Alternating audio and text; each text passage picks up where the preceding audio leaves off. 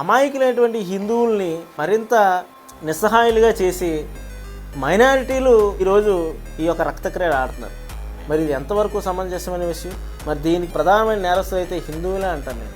ఎందుకంటే మీరు ఎప్పుడైతే 10 మందిని మత సామరస్యం అని చెప్పి, లౌకికవాద దేశం అని చెప్పి ప్రతి ఒక్కరిని గౌరవిస్తున్నారో, ఆ గౌరవించిన ప్రతిసారి వాళ్ళ యొక్క మతం కోసం ఆలోచిస్తున్నారు, వాళ్ళ మతాన్ని పెంచుకోవడానికి ఆలోచిస్తున్నారు, వాళ్ళ మత విశ్వాసాలని 10 మంది మీద రుద్దడానికి ప్రయత్నం చేస్తున్నారు. వాళ్ళ మతం గొప్పదని చెప్పడానికి 10 మందిని చంపడానికి కూడా వెనుకాట్లేదు.